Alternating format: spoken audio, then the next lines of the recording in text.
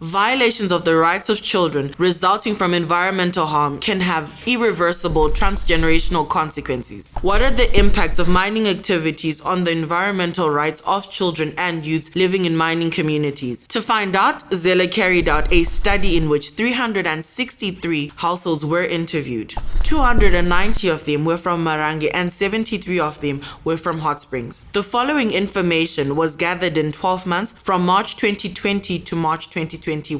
Mining operations are causing a lot of air pollution in Marange and Hot Springs. Children living in these areas are at risk of contracting respiratory diseases. 197 cases of respiratory diseases in children were reported in Marange and 29 in Hot Springs. Mining activities are leaving behind open pits and gullies which often fill with water contaminated with chemicals.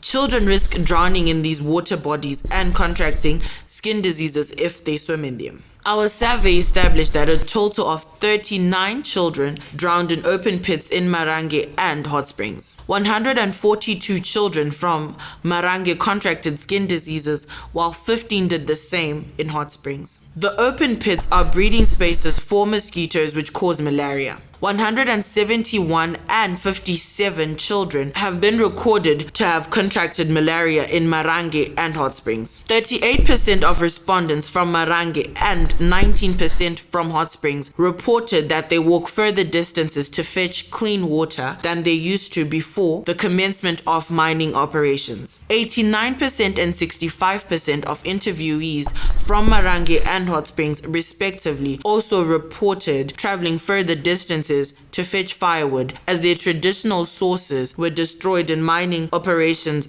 and the influx of people. The participation of children in community environmental management was generally low. In spite of 59% and 55% of children from both areas receiving environmental education largely from their schools, only 8% and 14% of children in Marange and Hot Springs respectively participate in environmental management programs. As child rights campaigners, we would like the government to protect children in areas where mining is engaged. We advocate for collaborative efforts among government departments that work on environment, mining, and children's rights. We believe it is high time for the Child Protection Case Management System to recognize the devastating effects of environmental harm on the welfare of children. If you'd like to know more, please visit our website, zella.org, and follow us on social media. Would like to thank our founding partners, TDH Germany and BMZ. Our gratitude is also extended to Professor Nika Hadzoy for conducting the environmental child rights study on behalf of Zella.